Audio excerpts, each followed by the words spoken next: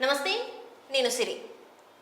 దేవర ఎక్కడ చూసినా దేవర. సో ఇప్పుడు ఆ దేవర సినిమా ఎలా ఉంది ఏంటి అని చెప్పేసి చాలా మంది చాలా రకాలుగా మాట్లాడుతున్నారు. ఇంకా ఫ్యాన్స్ అయితే ఈగర్గా వెయిట్ చేస్తున్న సినిమా ఏదైనా ఉంది అంటే ఎన్టీఆర్ గారు చాలా రోజుల తర్వాత సోలో పర్ఫార్మెన్స్ ఇవ్వబోతున్నారు. స్క్రీన్లో ఎవరిని షేర్ చేయకుండా ఈ సింగిల్ హీరోగా వస్తున్న సినిమా దేవర.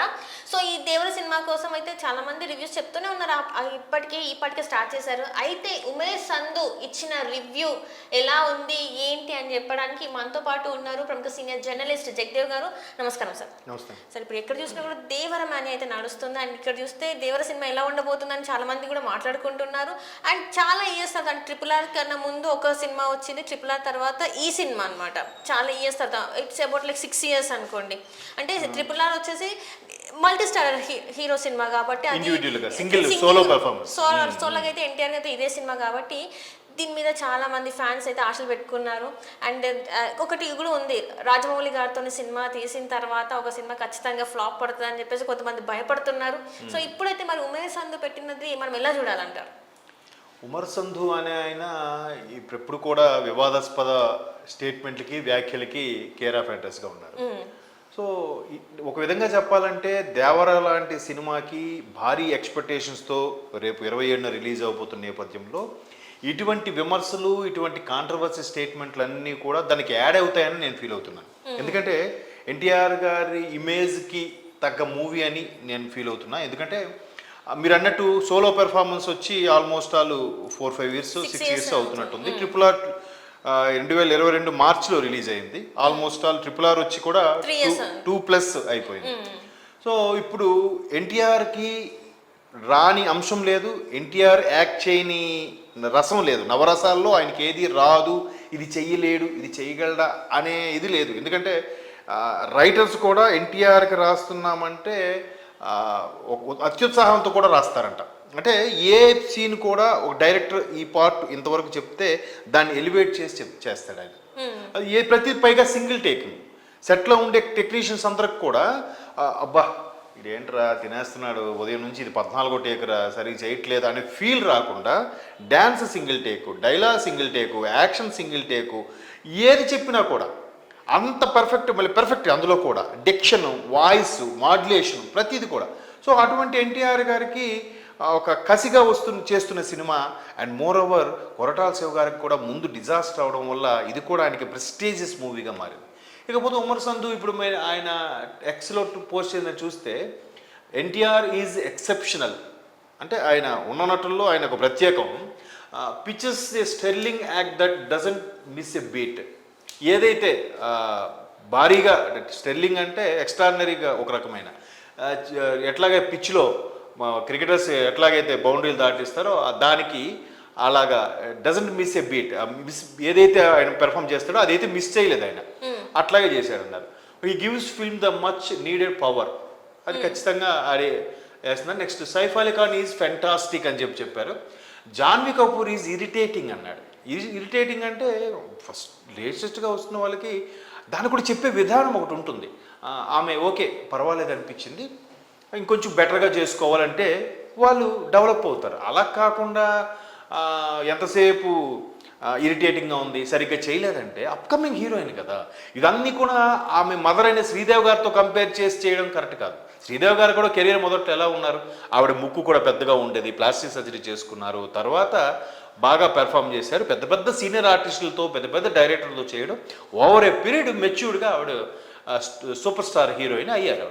సో ఈవిడికి ఇంక ఇంతకుముందు 2-3 సినిమాలు చేశారు. ఇంక ఇది 3rd ఫిల్ము 4th ఫిల్ము ఓవర్గా దట్ టు సౌత్ మూవీ. ఇది అంటే సౌత్ ప్రొడక్షన్ కాబట్టి pan India movie okay. But ఇక్కడ మనకి కొన్ని ఇవి ఉంటాయి, హాఫ్ శారీస్ అని, ఫుల్ శారీస్ అలాంటివి చేసేటప్పుడు వాళ్ళు కొంతమందికి సూట్ అవుతుంది, కొంతమంది సూట్ అవ్వకపోవచ్చు, కొంతమందికి ఆ వాయిస్ డబ్బింగ్ చెప్పడం యాక్సెంట్ అవ్వచ్చు అవ్వకపోవచ్చు. ఆ విధంగా మేబీ అయితే దాన్ని ఇరిటేటింగ్ అని పెట్టాల్సిన అవసరం లేదు. అంటే అది ఆయన పర్సెప్షన్. దాన్ని ఓవరాల్గా బేస్ చేసేసి బట్ 5కి 3.5 రేటింగ్ ఇచ్చాడంటే ఇట్స్ నాట్ ఎ జోక్ కదా. మేబీ ఆయన సెన్సార్ బోర్డు మెంబర్ కాబట్టి ఆ విధంగా అయితే అయ్యుండొచ్చు. కాకపోతే తన అభిప్రాయాన్ని ఓవరాల్గా రుద్దడం కూడా కరెక్ట్ కాదు. అంటే ఓవరాల్ గా వచ్చేసి Devara is a paisa vasool entertainer గా that meant for the big screen అని కూడా చెప్పేసి చెప్పారు. అంటే ఓవరాల్ గా ఇప్పుడు అందరి అంచనాల ప్రకారం అంటే ఇప్పుడు ఏంటంటే కొంతమంది మాట్లాడేది సలార్ మూవీని బ్రేక్ చేస్తుంది, సలార్ రికార్డ్స్ని బ్రేక్ చేస్తుంది మరి ఫస్ట్ డే రోజు అని చెప్పేసి మరి వార్తలు వస్తున్నాయి. నిజంగా అంత ఉందంటారా? మీరు అన్నట్టు 6 years అయిపోయింది ఎన్టీఆర్ సోలోగా పెర్ఫామ్ చేసి. సో ఎన్టీఆర్కు ఫ్యాన్ బేస్ అది వేరు, పైగా మాస్ హీరో, బాగా మాసివ్ పెర్ఫార్మెన్స్ ఉంటుంది. ఆయనకి బిరుదు కూడా అదే man of masses. So young tiger అంటారు, మ్యాన్ ఆఫ్ ది మాసెస్ అంటారు. చాలా ఆయన ఒక సెపరేట్ జోనర్లో ఒక సెపరేట్ ఫ్యాన్ బేస్ క్రియేట్ చేసుకున్నాడు ఆయన. అంటే నందమూరి ఫ్యామిలీ నుంచి వచ్చినప్పటికి కూడా నందమూరి ఫ్యామిలీలో ఒక అన్ని రకాల ప్రేక్షకుల్ని మెప్పించగలడు.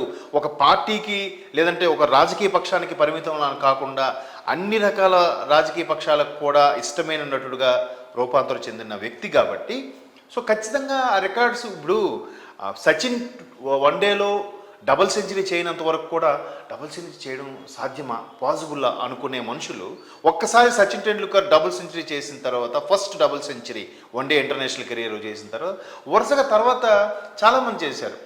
రోహిత్ శర్మ అయితే 2-3 సార్లు చేశాడు ఆయన. సో అట్లా ప్రతి ఒక్కరు కూడా మనం కూడా చేయొచ్చు, మనం కూడా దాన్ని బీట్అవుట్ చేయొచ్చు అనే కాన్ఫిడెన్స్ని ఈవెన్ రాజమౌళి గారు కానీ ప్రభాస్ గారు ఇచ్చారు.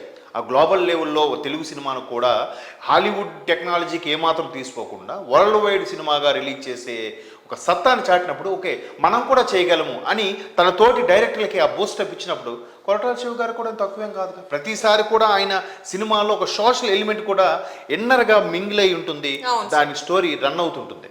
సో అట్లాంటి కొరటాల శివకు చేతిలో ఎన్టీఆర్ లాంటి ఆల్రౌండర్ పడ్డాడంటే ఇంకా బాగా చెక్కుతాడు కదా.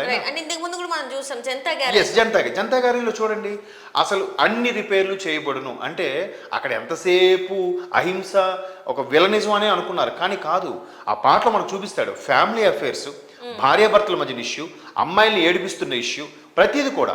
దాంతోపాటు ఇంకోటి కూడా పెట్టాడు, పొల్యూషన్ ఎక్కువ అవుతుంది, ప్రకృతికి ఏది అవసరం, ప్రకృతికి విరుద్ధంగా వెళ్తే ఏ ఒక్కరూ మిగలం, ప్రణామం పాటలో మీరు చూడండి జనతా గ్యారేజ్లో.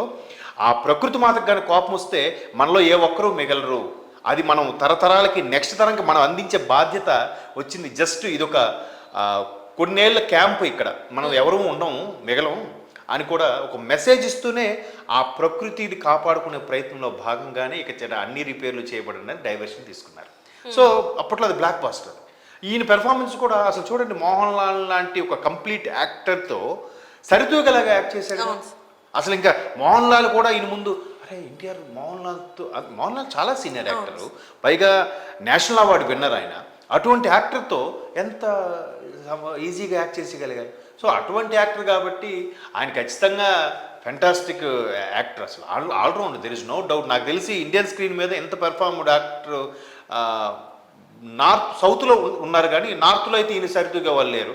మేబీ అట్లాంటి విషయాల్లో కూడా కొద్దిగా నార్త్ వాళ్ళకి ఎప్పుడు సౌత్ వాళ్ళు అంటే చిన్న చూపే కదా మనకి అవార్డ్స్ విషయంలో అన్నింటిలో కూడా. సో అందుకు ఆ విధంగా ఏదో పెట్టాలి కాబట్టి పెట్టారు ఉండొచ్చు. సో ఇట్లాంటివన్నీ కూడా సినిమాకి యాడ్ అవుతాయి, ఎట్టి పరిస్థితుల్లో తగ్గే ఛాన్సే లేదు. నిజంగా ఈయన చెప్పినట్టు ఉమేష్ సంధు చెప్పినట్టు నిజంగానే ఉమేష్ సంధు చెప్పినట్టు పైసా వసూల్ ఎంటర్టైన్మెంట్ అంటే ఇక్కడ ఏంటంటే డైరెక్టర్ గారికి అంటే కొరటాల శివ గారికి, ఎన్టీఆర్ గారికి, అలానే హీరోయిన్ జాహ్నిక్ కూడా చాలా వరకు ఈ సినిమా చాలా important. So wish you all the best for Devara team అంటే thank you so much. Thank you.